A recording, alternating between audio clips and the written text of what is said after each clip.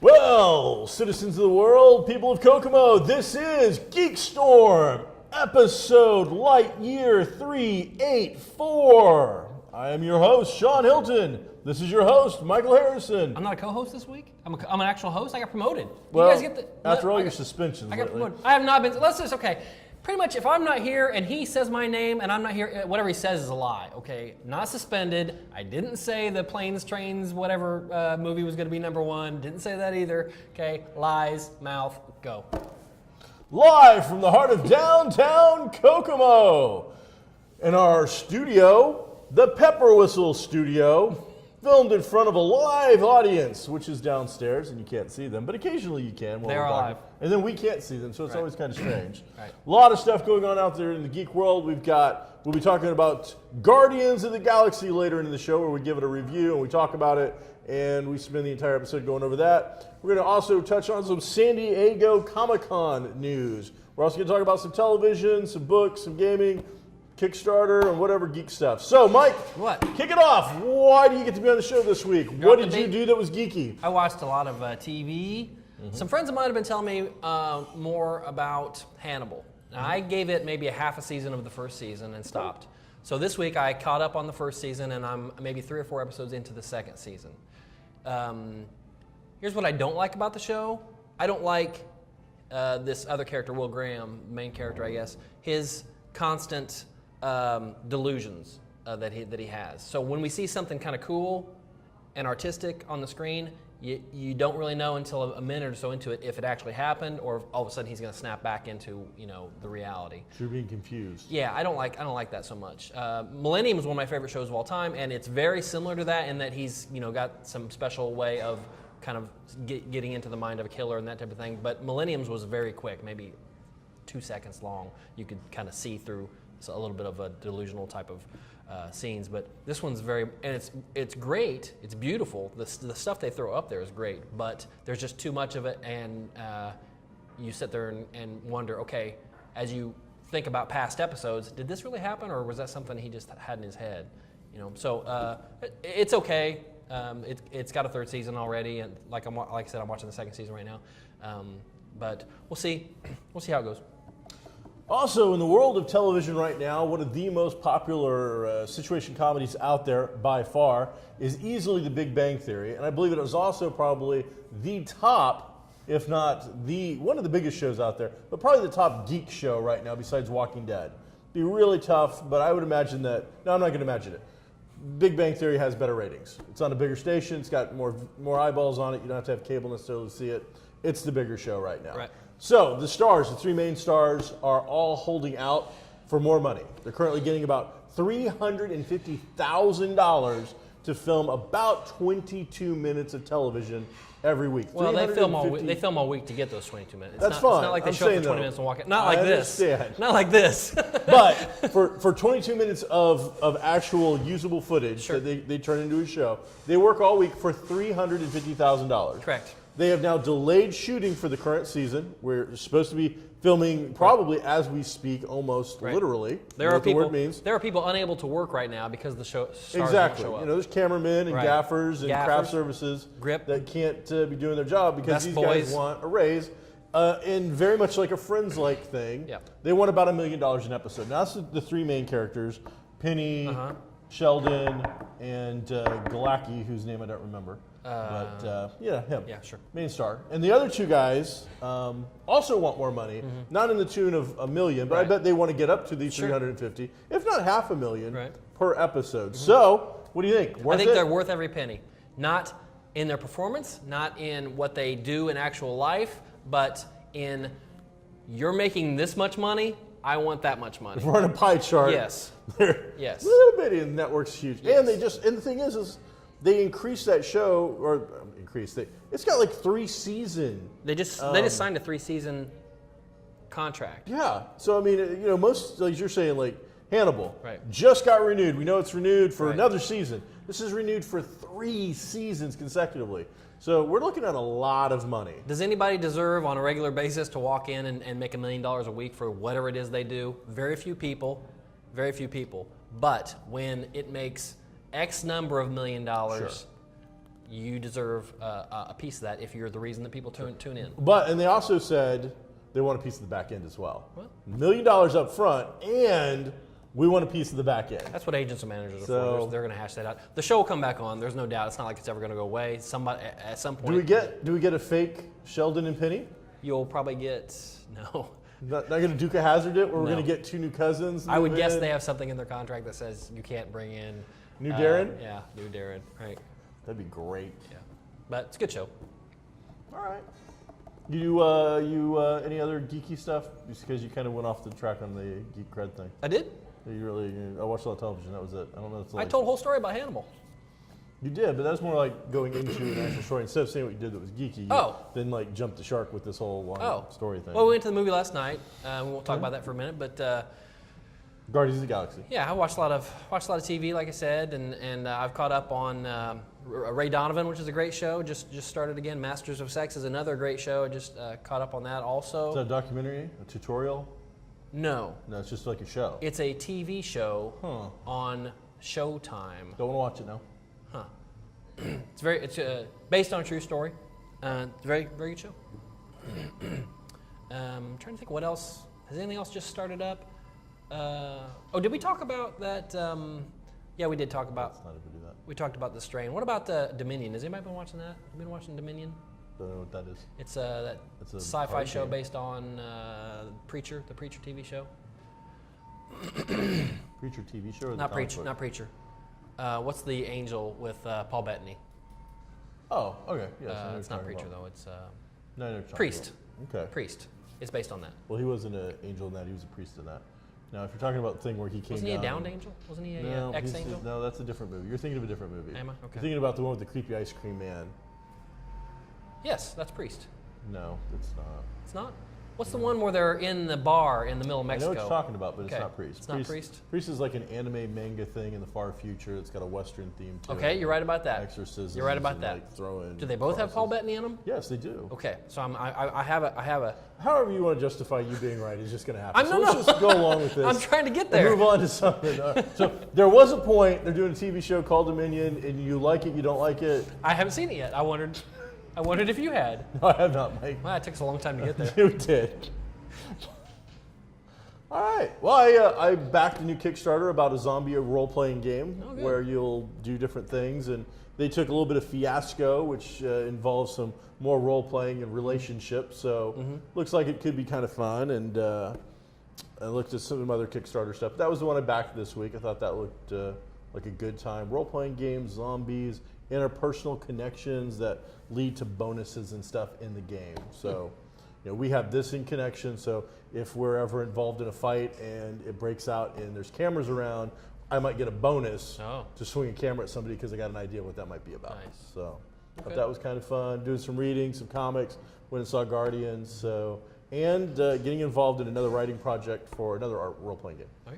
So we'll see how that turns out. So that was more for fun. I went back and started reading, the previous volume of Guardians. The one through 25, which was early hundreds. Yeah.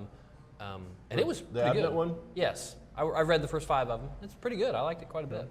And it starts off with quite a few more characters. Yeah. It's got a Quasar and it's got Warlock and we'll talk about later. You had to down some of those characters to really kind of make all that happen. San Diego, lots of stuff coming out of San Diego, a lot of news. Yeah. We got Gal Gadot finally in a Wonder Woman outfit. Right. And it kind of stole all the, they were showing some Ben Affleck pics of Batman, brooding and dark, and they had the cowl and costume on display so you could see this is what it's going to look like. Right. Like, we haven't seen a Batman cowl. That wasn't costume impressive before. to me, the cowl. I hate to say it, but I've seen cosplayers now pull off that without much of a problem. But as soon as they pulled out a single picture, just a still, not video, of Gal Gadot in a Wonder Woman thing, internet lit up. Everybody went AP about it. It was Christmas lights, just boom and craziness. If it stayed exactly the way it was, and maybe our producer can throw a picture of it right there in this area here, not so much. If it stayed exactly the way it is, I'd be happy with it. Do I think it could be better? Yes, I think it needs a little more color, but it doesn't have to be all Star Spangly Linda Carter either. I think there's a happy medium to be found there, but I'm fairly happy with what's there. One of the complaints was Gail initially from original pictures before we saw Wonder Woman, or in the Wonder Woman outfit, was too thin, too small, too blah, blah, blah, blah, blah. All the things that normally fanboys go the opposite direction and screaming about. So what do you think now after seeing the picture? I think she looks perfect. She looks good? Yeah, I think she's probably good casting. I think I'm pretty happy with I've not seen her in a role yet. She was in one of the Fast and Furious. I don't know. I've seen all those, and then I must have seen her. Yeah. Remember the girl that got the handprint on her rear end? She's wearing a bikini. They needed a handprint for something, for some security deal. So she got a handprint on her end. She's the one that has a romantic interest with the Asian guy. Oh, she got yes. That's her.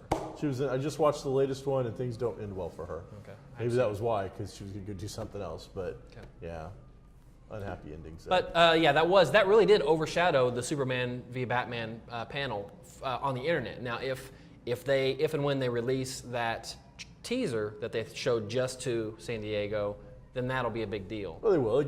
So far, all you see is cell phone. Yeah, I mean, that stuff always gets leaked, and they almost always come out with it eventually. Which is why there's no reason to go to San Diego. No, okay, there's no reason to stand in line. Every single one of the panels that everybody stayed in line for 24 hours is available right now on YouTube. You know what? I think I don't know. I discussed this with you. I discussed it with somebody else yesterday. They need to just tape Hall H and broadcast it on Monday for like $19.99 or something. Well, they do and that give all with the money to charity. Is it E3 they do that with, Mike?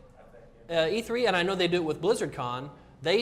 You pay a fee and they broadcast everything that they show. That's what they need to do. With they this. really and do. They just need to look at Marvel and DC and go, we're giving all of the money to this particular charity after we cover our legitimate costs to make this happen. Do you want to pull out of Hall H? Say yes, because we really don't. So, you got a lot of fluff news come out of San Diego. You had some hardcore news. I think it depends on where you want to go. I mean, we got so much news, but one of the hardcore news things that came out of it was from a dealer's perspective. Mm-hmm. The most well-known dealer in the world is a guy named Chuck like Rosinski or Kaczynski or something like that, founder of Mile High Comics. Mm-hmm. I've had a chance to meet him a couple of times and actually talk to him a little bit, and told me not to open a store in Kokomo, Indiana. But regardless of that, he has been to like almost every San Diego con ever. I don't know how many they've ever had. 40 years he's been going. Yeah, he's probably in his 60s, and he said the last time he hadn't gone, he was 17 years old. Right. And he went back and forth. Does a very let me put this in some context. He does a very well put together email newsletter where he talks to the fans of Mile High, and he came out and said, "Listen, we didn't make any money. Right. We have one of the biggest setups.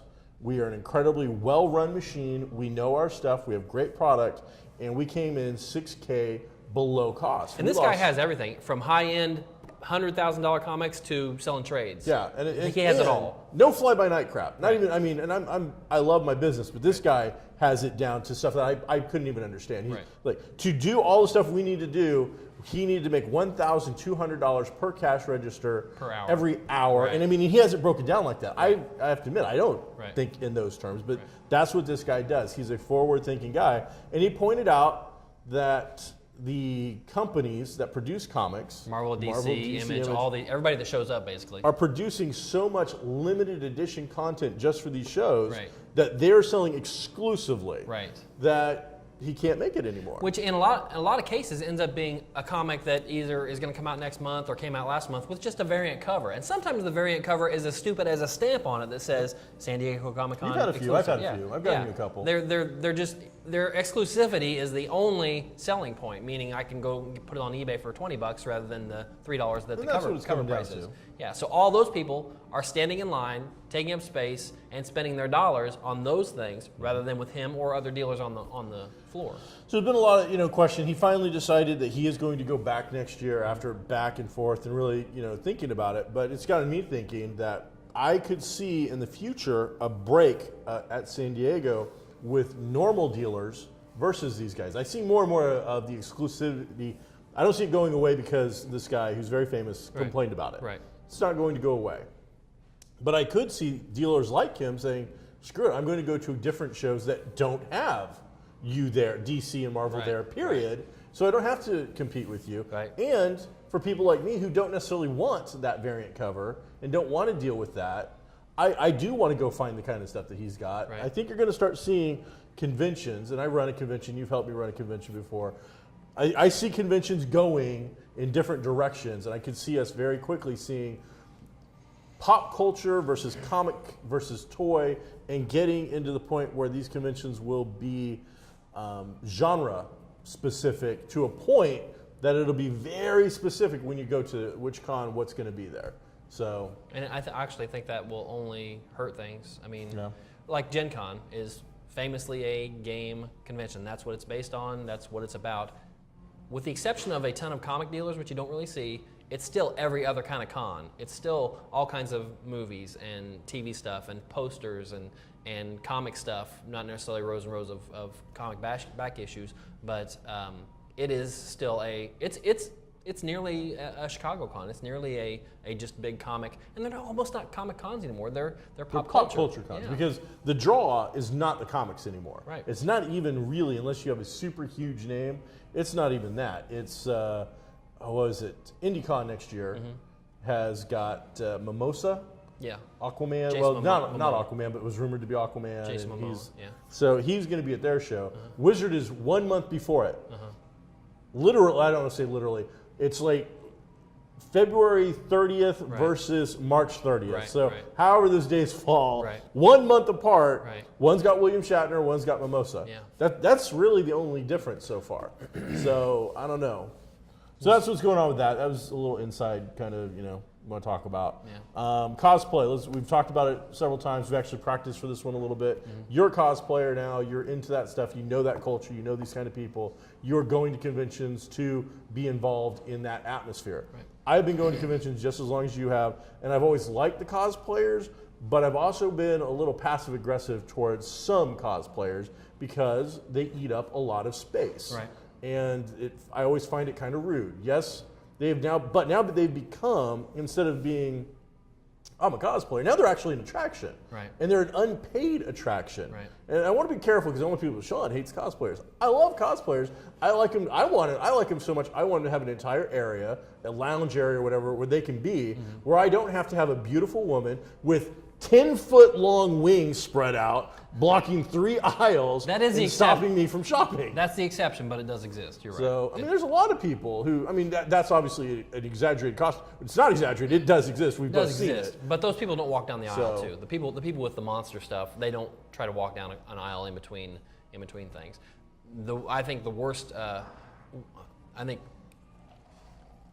what's worse than that is just the average cosplayer wearing just anything and then constantly stopping in the middle of an aisle to get a picture taken. People want to take pictures. They want, oh, I just saw you. I just discovered you. I want to take a picture right now. I probably won't see you again because you never know when you will see somebody again. I want to take a picture right now. But there's this guy, he's trying to sell his stuff. And this guy right here, he's trying to sell his stuff. He wants people to see his table.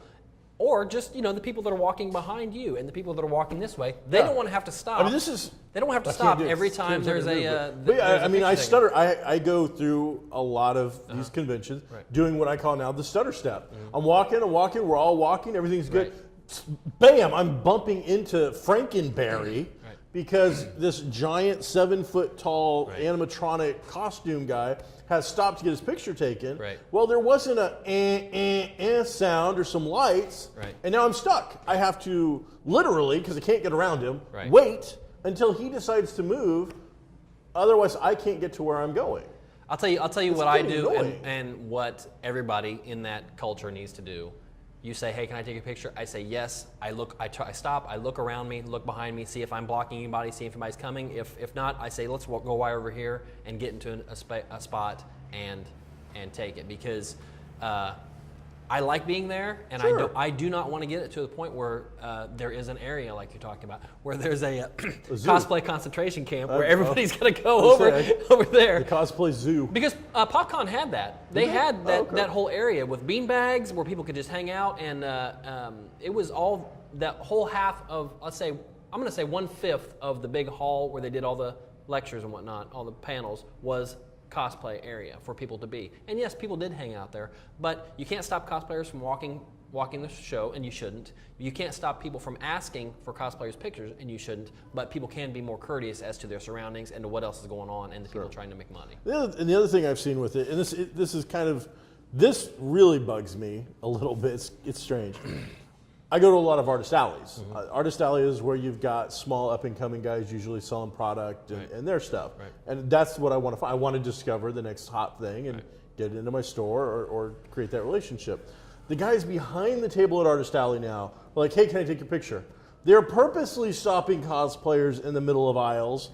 And I'm just like, ugh, guys, come on. And I mean, I know they're super nice guys. They do my show. They're great. They're fun. But I'm like, I wanted to buy your stuff, but I'm not now because I'm not going to wait however long it takes because, it's only 30 seconds. It's never 30 seconds. Right. It's always 3 or 4 minutes. Yeah. You're like, well, 3 or 4 minutes isn't that bad. Until we go to the next table, and that guy asks, and we go to the next table, and that guy asks. Or you get the snowball tsunami effect of, you stop for that guy. Right. Now all of a sudden, just as you're about to get him walk away, I want to get a picture. Okay, you get that one. Whoa, I want to get your picture. Hey, can I get this other ring? Can I get a picture with my three-toed pony with you, sir? The thing that kills the thing that goes on that kills me about it is, and we need to move on. But when a group of people, let's say Mike and April are at the show together. Hi, Mike. Hi, April. They see somebody they want to take a picture of. They both have to take a picture. Okay, even though. If I take a picture here, I can send it to April in like 3 seconds, okay? They each have to take a picture, and sometimes they're taking multiple pictures in case one doesn't come out. There's no Kodak anymore, okay? This company doesn't even exist. Nobody's taking pictures. And I gotta shake it a little more. Right. They're going to come out. I gotta tell you, they're gonna come out, okay? So you don't need to take multiples. You don't need to, everybody in your group take a picture. You can just take the same picture and give it to everybody. You're gonna get the exact same thing. Which leads into more stuff about cosplay, and we talked about this. And the big thing is that now there's been, I don't know, controversy might not be the right word, but basically the cosplayers are now uniting. Certain cosplay groups are uniting. I think awareness is what you're looking for. And all right, so they want stuff. Right. They want special treatment. Well, I don't think they want special treatment. I think they want to be treated in a respectful manner is all. Now, some of the things they're asking for are not, we'll talk about it, I guess, are not possible, you know. When you want somebody to train your staff in a very specific style, like the group came forward and told San Diego, we want you to train your staff to take sexual harassment complaints. Yeah. No, you provide a representative from your group that you pay to take care of this. I don't agree with that. All right, well, you don't have to, but I also don't feel it's my need to take care of your special need on this particular instance. Well, it's not you, San Diego, and they want to feel safe. So whatever they can do to feel safe, that's fine. The thing about taking pictures, I don't agree. Neither one of us agree with that. Some of them are saying they want to be asked for permission to take pictures. Well, if you're in public, you can have your picture taken. We can have our picture taken right now. We're in a public place. It happens all the time, and that's actually not being like sarcastic. Like we're famous. No, we go to shows. Right. I have seen in Facebook and other people's photos and even videos me not having consented, not being dressed up, not being anything, just. Guys walking around now with cell phones doing video. You're in a public place, you're able to have your picture taken. It's going to happen. And if you dress up, you want your picture taken. You do. Now, is it polite if somebody says, may I take your picture? Yes, because A, that gives you a chance to get your crap together and make sure you're looking the way you want and all that. But many people just want to take a picture and walk away. They're like drive-byers, and that's just going to happen. Okay? Some people are shy. Chewbacca, I don't care if you're a man or a woman. If Chewbacca shows up, he's going to get his picture taken. Okay, he doesn't have to be asked or anything. So if you're a scantily clad female or if you're in a big Wookiee suit, it doesn't matter. People are going to take your picture. Now, what they're really complaining about in here isn't necessarily the I need time to fluff or get my stuff ready. It's taking what they call inappropriate photos, like a young lady bending over to sign something for somebody, and then some guy sneaking a shot of her butt, or zooming in on cleavage, or sexualifying these photos. But the problem that I see with this is you put yourself into these positions. I don't know. That's a gray area for me. It's one of those things where maybe it's not polite, but again, if you're wearing something, if you are wearing something revealing, you're not inviting it, but you do also have to be aware of your surroundings. This is very careful. I'm not saying you deserve it. Right. You went out there looking for it. No. But again, it doesn't matter. It's legal currently to take a picture of you in public. It doesn't matter that you decided to wear mud flaps instead of clothing. Right. It doesn't matter that you decided to wear duct tape That's a thing. That is or a thing. pop, whatever, or body paint. Right. I mean, there's people that body paint's becoming more and more popular. Yeah. They're just nude, and people are going to take your pictures. Yes, so I agree. There's different things going on with it, and it's definitely going to become a bigger issue because cosplay is getting bigger and bigger and bigger. Even at the Kokomo Con, which is a small regional show, we've got so many people signing up for our costume contest that we have to now figure out some logistics and like how do we break it up to not kill the show, and how do we keep everybody comfortable? How do we keep everybody safe? And then at what point is it that a costume is finally just too explicit? At what point is it that is there a judge out there? I think it's up to the showrunner. Does a con have to? Yeah. Because I saw a lot of videos. Somebody did one of the clip things. You've seen it for Dragon Con. Right. And there was one or two costumes where I'm like, that is taking it to a place that is probably inappropriate. It was one was a beautiful woman, but she had like the midriff thing on, but it was doing the under breast thing showing like that, and there was legal, other but maybe things. in poor taste. But that's legal and really up to the show. The showrunner can say, because when you buy your ticket, there's the big disclaimer. We get you out of here for any reason. Yeah, for any reason whatsoever. So a lot of stuff going on. I think we're going to see. I mean, we're taking a lot of time with this, but I think that in the next year or two, we're going to see some sensationalized headlines starting to pop up, just as the numbers are getting bigger. And that will be a natural thing because the more people that are into it, that natural number that would have happened anyway now is a part of that segment. Exactly. So, but hopefully, I mean, nobody wants anybody to be hurt. You know what? If 5 baby seals went to Gen Con and 1 got clubbed, that would be bad. But if 50 million baby seals go to Gen Con, more than one's going to get clubbed. That's a lot of baby seals. Well, you've been to Gen Con lately, which is coming up in like 10 days. Yeah. What else you got? We better talk about Guardians of the Galaxy because there's not much time left. We're out of time. It's one of those things where we want to talk about it, but what do you? Hey, it was awesome. All right. I mean, it's going to be the #1 movie of. I think it's going to be the #1 movie of the summer. I really do. I think it could very well be. It was easily, to me, the most fun Marvel movie yet. I won't go so far as saying it was the best. If not, it was in the top 1 or 2. But it was the one where it was a tough balance between comedy and action and not making it too over the top. There were a couple moments where I thought, okay, that's probably enough.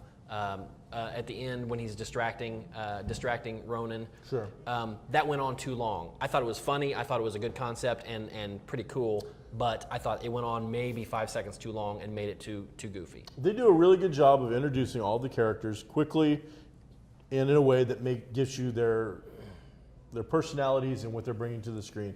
They make you wait the longest probably for Drax, and Drax takes the longest to work because it's not until they tell you a line that everything that he hears, sees, and says is literal. Right. So up until that point, I'm like, man, Dave Bautista is really bombing this movie. That's what I thought too. This is horrible. I thought, I don't understand these lines. I don't understand what he's doing. This is really, really bad. And then somebody makes a comment. Yeah, he doesn't do sarcasm. He doesn't do metaphors. He doesn't. Very Spock. Everything's literal. Except Spock on roids. Right. So, and then we start seeing the gags, so they needed to, I think maybe they could have got that in a little earlier so that poor Dave Bautista isn't looking like just a bad drag. A wrestler who got stuck in a movie. I mean, he was a real drag on the movie until they explained this. Given that point, I think he did a great job. Yes. And I think really everybody did a really good job.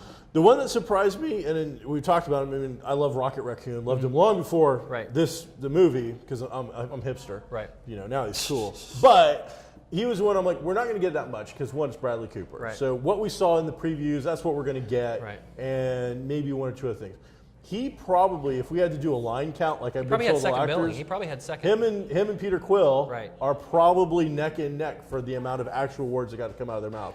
And he's hilarious. My only complaint about, I think he did a great job. My only complaint about him was he screamed every line, okay? And that made it when the lines that actually did need some emphasis, the things about him as a creature and what he's gone through and you don't know me and all that kind of stuff. That stuff, that should have had some emotion to it. But you couldn't read that because he's screaming every line anyway. Other than that, again, he had Napoleon thing. He's a little short dude, and the entire time he's trying to be as big as Drax and show the world that I'm as big as all of you are, and I can do whatever you can do, and I can do it better. And he does. He flies the ship, makes the weapon, shoots the stuff. I mean, the thing he didn't do that I really wanted him to do was in that last comic series. Every time he'd shoot somebody, he was murdered you, killed you, murdered you. He kept saying that every single time he fired the gun. I thought that would have been a little funny if he'd done it a couple times, but he didn't. I mean, he does. We all thought he'd probably steal the movie. Sure. He does, but everybody else has got plenty of stuff going on. Yeah. So everybody has got John C. Reilly in little tiny bits. Whoever the English guy was that is John C. Reilly's superior. Right. Just his little tiny bits in there. There's no mid-credit this time. There is an immediate scene. Yeah, it goes black and comes up. Yeah, but usually it's like we do the main actors' names and we do a mid-credit. Right. So this time your mid-credit is immediate. Right. And it's very funny. Right. And there's no lines. Right. But very, very funny. The very end credit, you're after you sat through all that crap. I got up, used the bathroom. You did. Came back. You did. And my wife's like, "You're gonna miss it." I'm like, "No, I didn't miss anything." I don't know that it was worth sticking around for. It could have come out. That could have been the DVD extra or something. Yeah, because for me, it didn't lead into the next movies. I don't like that character, and I don't like. And apparently, and I read this morning that you do see him when you first walk in and meet the collector. You do see him up like above his head. So I'm gonna go see it again today. So I'll look take for my that. mom to see it. But yeah, that was kind of a disappointment because you're right. I do like the ones that lead into another movie, or at least Thor led into this. Right. We saw the collector. Right. You do see Thanos.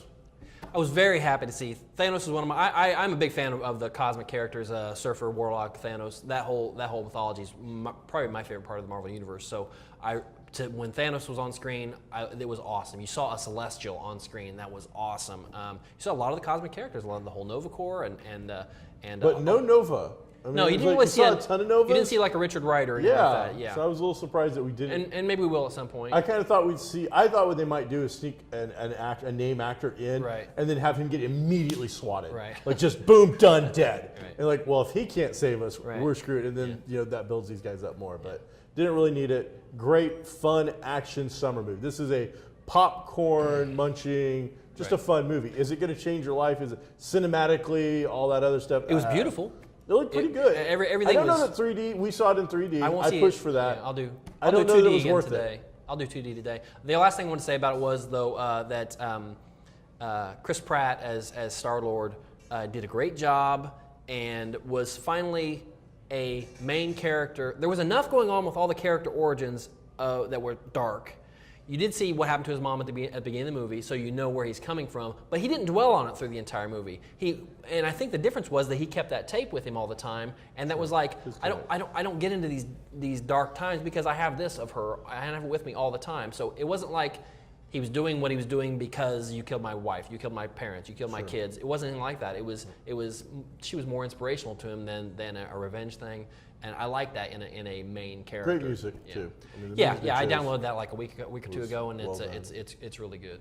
So, all right, there you go. Go see the movie. Go see it. You're gonna see it anyway. Shawn Hilton, Mike Harrison, Pepper Whistle, Downtown Kokomo.